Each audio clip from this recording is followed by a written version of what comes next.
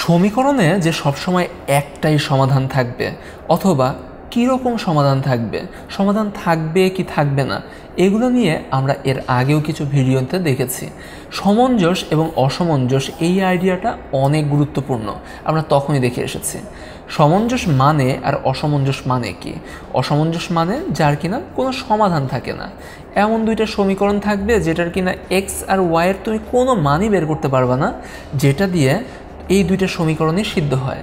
আমরা এই ধরনের সমীকরণ সমাধানের কয়েকটা উপায় বের করে দেখেছিলাম যে যদি এই যে সমীকরণগুলোকে আমরা এইভাবে সাজাই, এইটাকে তো আমরা a1 বলতে পারি, যে এক্সের যে সহগটাকে, ওয়াইয়ের সহগকে b1, আর এখানে যে কনস্ট্যান্টটা থাকে তাকে c1 বলতে পারি।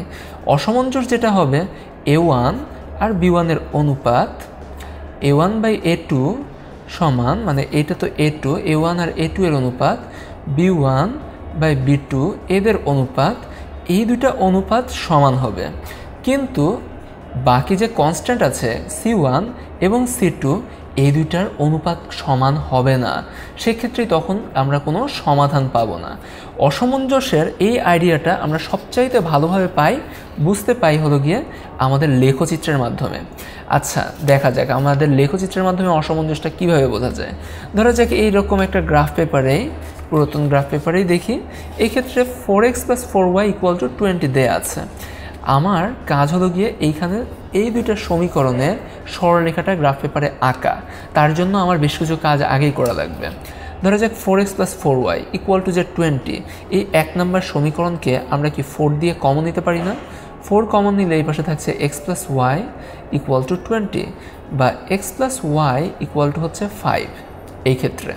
আবার 2 নম্বর সমীকরণ থেকে তুমি পাচ্ছ 2x, তো এখান থেকে 2 কমন নিচ্ছ, x + y = 6, বা x + y হচ্ছে 3। তুমি x + y এর মান বের করেছো, এখানে 5, এখানে 3। আমরা এটা থেকে x এবং y এর মান নির্ণয় করতে পারি। এই ক্ষেত্রে x এর মান হবে 5 - y। আমরা কি করব? আমরা কিছু y এর মান বসাবো। তার জন্য x এর কি মান আসে তা দেখব। ধরা যাক এটা y, এটা x। এখন y এর মান যদি আমি বসাই 0, তাহলে x এর মান আসছে 5। y এর মান যদি বসাই আমি 5, তাহলে x এর মান আসছে 0। ওকে, এই দুইটা আইডিয়া মাথায় রাখলাম। আবার এই ক্ষেত্রে দেখো, আমি যদি দেখাই যে y = 3 - x, তাহলে x এটা, y এটা। ধরো y এর মান আমি দেখাবো, তার জন্য x এর একটা মান আমি বসানো শুরু করি।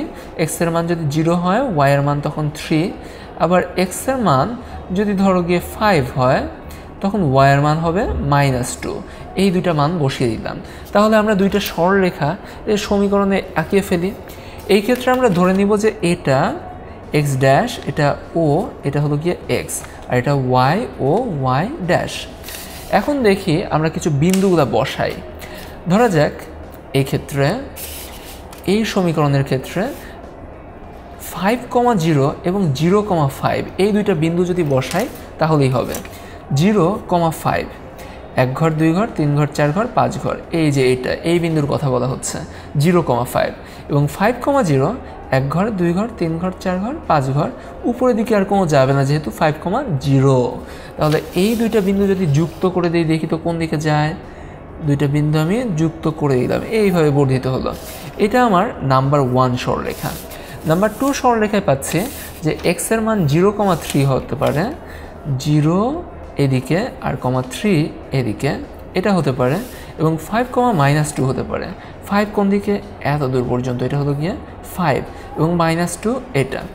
এখন যদি এই দুইটা বিন্দু যুক্ত করে দিয়ে বর্ধিত করে দিই, তাহলে কি হয় দেখো। এই দুইটা বিন্দু আমি যুক্ত করলাম, দুইটা বিন্দু যুক্ত করে বর্ধিত করে দিলাম। দেখো কি হচ্ছে, দুইটা রেখা আসলে সমান্তরাল। তারা কি কোনো বিন্দুতে গিয়ে মিলবে?